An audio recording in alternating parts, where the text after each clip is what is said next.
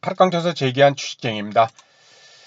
오늘은 제가 실제 오늘 매수했던 이 삼성물산을 통해서 우리가 장 초반 이 지수와 종목을 어떻게 판단하고 대응을 해야 되는지 그 내용에 대해서 말씀을 드리도록 하겠습니다.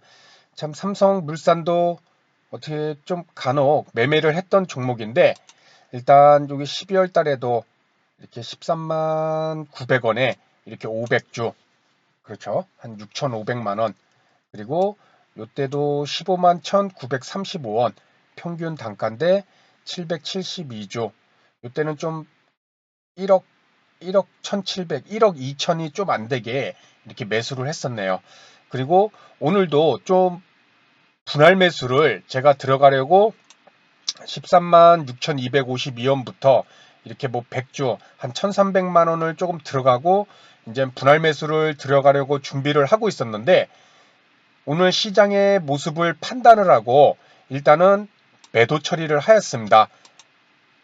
그것은 제가 이 종목을 더 이상 불타기로서 이 추가 매수를 하지 않고 일단 잘라낸 데에는 우리가 장 초반에 시장과 종목 그리고 이 외국인의 움직임을 분명히 파악을 해볼 그럴 필요가 있다는 것이겠죠. 그렇죠. 아울러 일단 저도 오늘 시장이 좀 약세 움직임이 나와서 일단 두 종목만 이 하림 지주와 삼성 엔지니어링 이렇게 두 종목만 좀 들고 가고 있는데 이 종목도 거의 5일선을 깬다면은 지금 시장 자체가 상당히 수급이 안 좋기 때문에 이익 실현을 좀 하고 이렇게 이제 정리를 좀 해야 될 것 같습니다. 일단 이 삼성물산을 오늘 이제 매수를 한 그 타이밍 때를 이렇게 3분봉으로 봤을 때는 상당히 일찍이죠. 그렇죠? 여기서 이제는 매수를 했으니까 이 종목도 일봉상에서 먼저 일봉상에서 체크를 하게 되면은 21선을 오늘 돌파를 또 강하게 나올 수 있는 그런 상황이었고 일단 결과론적으로 매수를 하고 2%가 넘는 수익률이 나왔었습니다. 그런데 수익률을 거의 얻지 못하고 매도를 하게 되었죠. 그렇죠? 뭐 손실은 아니고 한 250원 이득을 봤는데 그것은 뭐 수수료하고 세금 빼면은 마이너스 정도 나왔습니다. 그렇죠? 큰 마이너스는 아니고 뭐 0. 0. 몇 프로 정도 이렇게 이제 마이너스가 일단 나오긴 했는데 일단 1분봉을 통해서 이 종목을 매수를 하고 매도를 한 그런 모습을 보게 되면은 일봉 차트에서 21선을 좀 강하게 돌파를 해줄 수 있는 그런 분위기가 나오듯이 0.74% 갭 상승이 나왔습니다. 그렇죠? 그래서 이제 여기서부터 이제 분할 매수를 들어간 것이죠. 그렇죠? 거의 어떻게 보면은 장 초반부터 장이 여기서 마감을 하고 삼성물산은 초반부터 좀 분할 매수를 들어가야겠다. 그래서 1분봉 22평선도 지켜주는 그렇죠. 그런 모습이 나와서 여기서 들어갔는데 일단 추가 매수를 1분봉 22평선에 해당되는 이 구간대를 지지를 해줬으면은 추가 매수가 들어갔을 것 같습니다.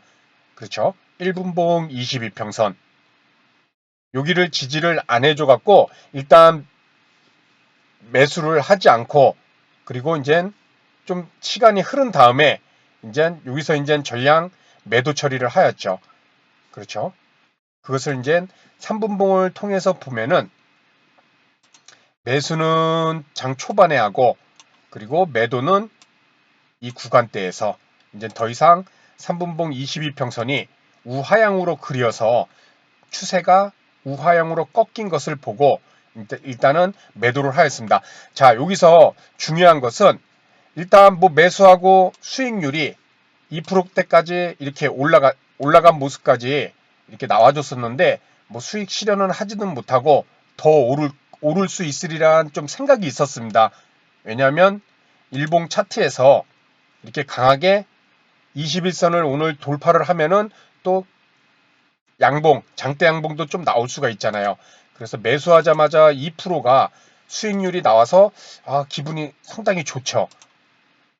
그런데 매도를 할 수밖에 없었던 것은 바로 우리 시장의 모습을 빨리 체크를 할 수밖에 하는, 그렇죠. 우리 코스피 같은 경우 오늘 이렇게 장 초반에는 0.00% 거의 보합에서 이제 출발을 하였죠.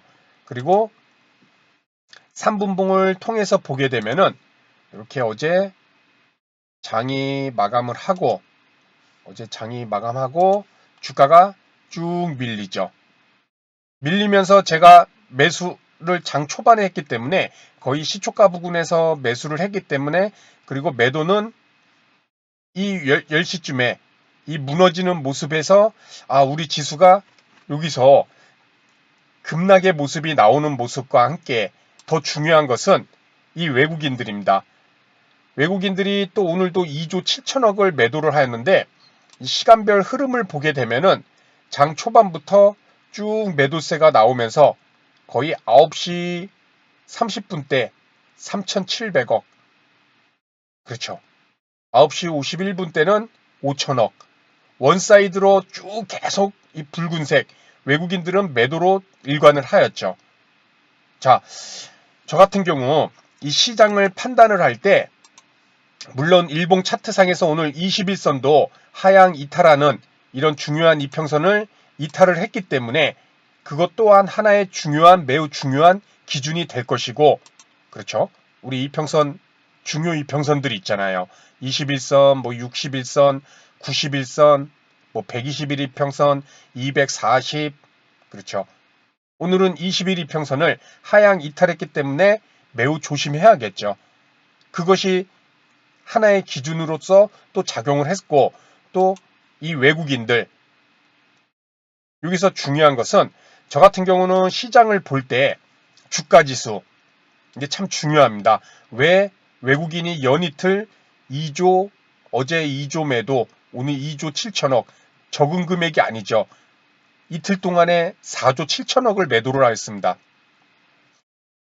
주가지수에서 이 외국인들의 영향력, 이것은 단순히 이들이 자금력이 크다 이런 것을 떠나서 한 가지 더 우리가 생각해 볼 것이, 이 외국인이라는 것은 우리가 하나의 매매 주체로만 보지만은 국가가 다 다르잖아요. 그렇죠?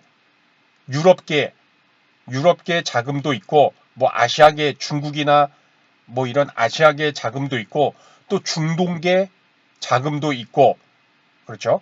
또 미국 그런 쪽에 자금도 있고, 어떻게 보면 각 전 세계적인 그런 국가들의 또 그 속에 속한 각 기관들, 그들의 자금이 대한민국의 주식을 매수를 하는 것이죠. 우리는 종목을 하나하나 이렇게 매수를 하지만은 이들은 예전에도 말씀드렸지만 대한민국이라는 그런 종목을 매수를 한다. 그렇죠. 그리고 그들의 시선은 우리나라만 보는 것이 아니라 전 세계적인 관점, 글로벌한 그런 투자 기관들이기 때문에 전 세계적인 흐름을 고려를 하면서 우리나라 주식을 매수를 하는 것이죠. 특히 외국인들이 매수하는 방법 자체가 개별 종목 하나를 집중적으로 딱 매수를 하는 것이 아니라, 보통은 프로그램 매매던, 비차익 거래로 프로그램 매매를 하던, 그렇죠.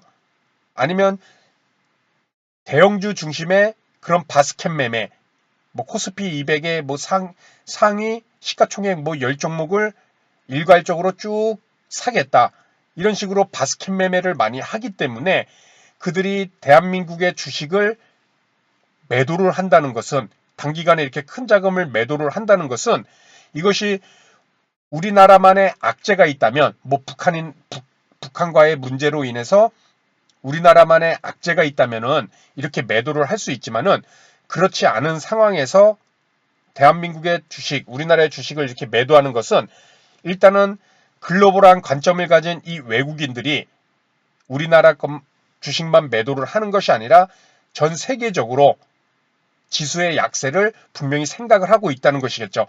그러한 차원에서 우리나라 주식 또한 물량을 일부분 정리하는 그런 관점으로 우리가 볼 수가 있을 것입니다.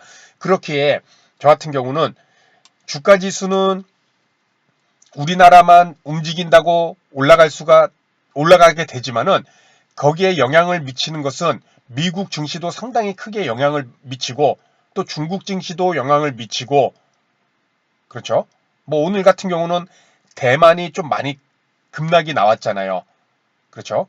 뭐 전염병 확산도 있고 뭐 TSMC에 관련된 그런 악재 뉴스도 있었고 이런 식으로 우리나라 또한 전 세계적인 그런 국가들의 영향을 받을 수밖에 없다는 것입니다. 그러한 관점을 지닌 이 외국인들이 대규모로 짧은 기간에 매도를 한다. 그러면은 세계적인 트렌드에서 우리나라뿐만 아니라 전 세계적으로 지수의 약세를 생각을 얘네들이 하고 있다는 것이고 그럼에 따라 우리나라 매도량도 단기간에 이렇게 크게 늘어나는 모습을 보인다는 것이죠. 그렇기 때문에 저는 주가 지수를 판단을 할 때 이 외국인의 영향력이 상당히 크게 미친다.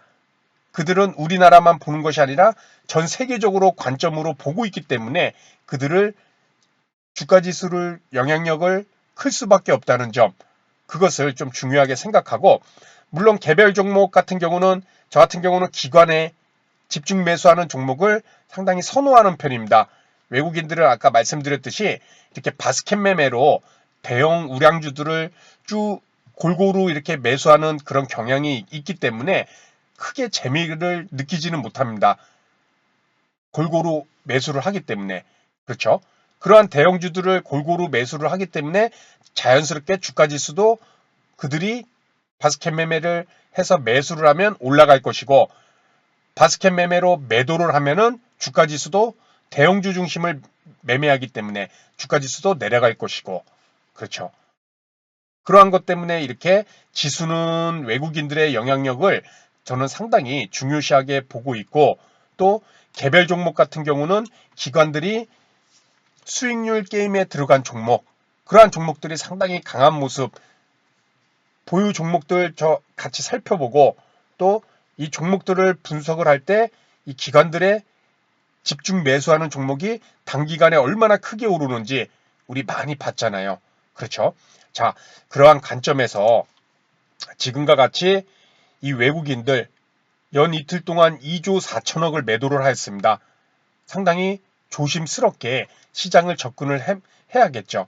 물론 어제 오늘 1.23% 어제 오늘 1.49% 뭐 그렇게 크게 빠진 것은 아닐 수도 있을 것입니다. 다만 어제도 말씀드렸듯이 이 외국인들의 매도 금액 자체가 생각보다 상당히 크게 나오고 있다.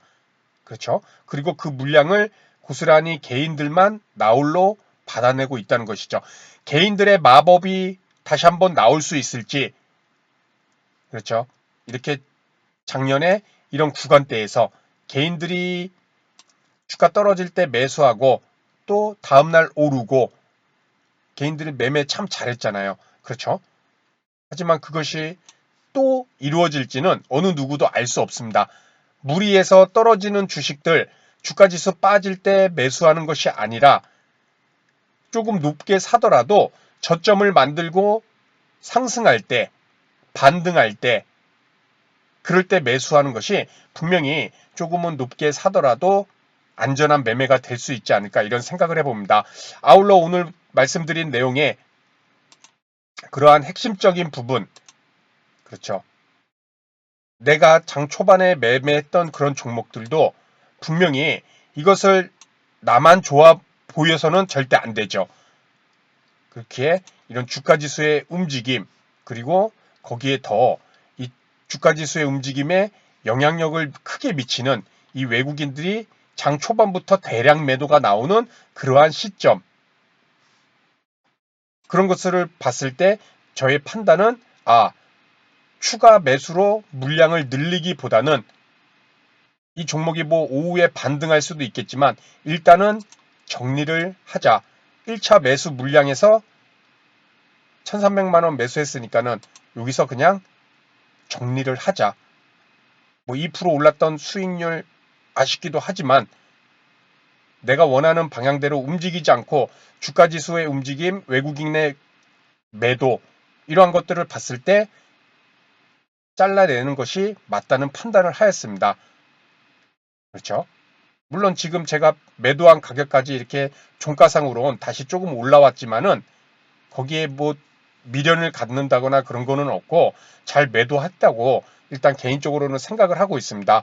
자, 그래서 오늘은 이렇게 주가지수와 외국인들, 특히 이 외국인들의 지수를 움직이는 그러한 영향력을 어떤 관점에서 두 가지 관점에서 한번 살펴보는 그런 시간을 가졌습니다.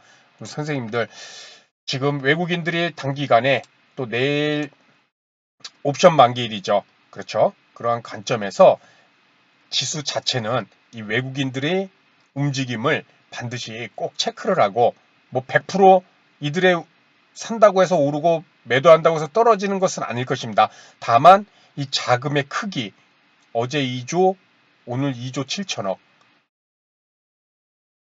적은 금액이 아니잖아요. 그렇죠?